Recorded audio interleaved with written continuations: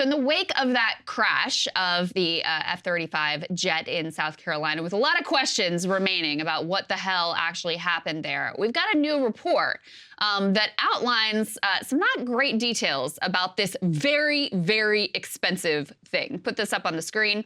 So they say that the F-35 fighter jets can only fly 55% of the time. So about half of the time. This is according to a U.S. watchdog. Let me read you a little bit from this article. They say that maintenance issues keep the aircraft on the ground often, despite the growing reliance on this plane by the U.S. and its allies. The fleet's mission-capable rate, or the percentage of time a plane can perform one of its assigned missions, was 55%. That is far below the Pentagon's goal of 85% to 90%. The F-35 share of the U.S.'s overall tactical aviation fleet is expected to keep growing. Basically, every branch of the military is increasingly relying on the F-35 and moving in this direction, in spite of the fact that it is incredibly costly and apparently down for maintenance roughly half the time. This is the world's costliest defense procurement project. Let me give you the numbers here. The Pentagon plans to buy roughly 2,000 more of these things by the mid-2040s, costing $1.7 trillion over the program's life cycle, including $1.3 trillion for maintaining the aircraft. Music to the ears of manufacturer Lockheed Martin. Absolutely. And not only that, Krystal, it actually costs $42,000 per flight hour for an F-35. $42,000 an hour to fly this thing. I've always been obsessed with the flight hour cost for a lot of these things. A lot of Americans don't even understand. It's not just about buying the plane. Cost of running these planes is outrageous. And it reminds me of, there was, I think it was a B-2 bomber. So the B-2 bomber flight cost per hour, let's go ahead and look it up live. Yeah, okay, so a B-2 costs $163,000 per hour. And at one point, we had these guys who flew from like Louisiana all the way to Libya to bomb ISIS with a B-2, drop the bombs, which that's what, another $1.5 million or so cost of the bomb, and then fly back. It was like a 36-hour mission. The collective mission costs like $10 million for a single bombing run.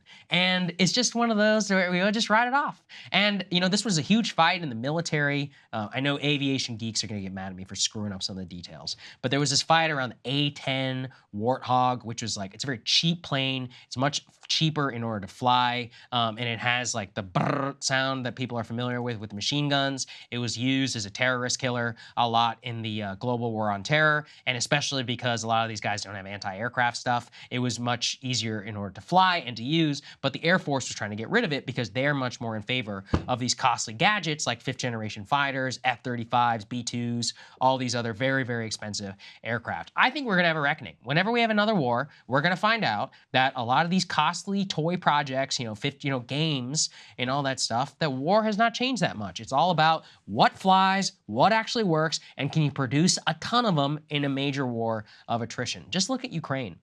This is very nerdy, but there was entire ideas in the 1990s called, there was a new generation of warfare, as in war had changed for all time. And what everyone would point to was the US campaign against the Iraqi military, because the Iraqi Republican Guard and their military was one of the largest militaries in the world. We steamroll them in 30 days, the highway of death, and they're like, oh my God, like war is forever changed. It's all about computers and all that stuff. What are we learning from Ukraine? You would be better off learning the tactics of World War I than you would anything afterwards about the fighting. Well, and also, what's like the most critical thing? It's just ammo. Ammo, artillery. Same fights we had in 1912. So, look, I'm not going to sit here and claim that all of war is exactly the same, but I think war is a lot more analogous and rhymes with some of the major conflicts that we've had, as opposed to some video game that a lot of these idiots have been pushing us into for a long time. There's this whole, like, you can nerd out on this stuff forever, and I know people who do, about China and the US and fifth-generation aircraft. Here's the deal. We ever get into a war over Taiwan, you know what's gonna matter? Anti-ship missiles. A bunch of mines in the middle of the sea.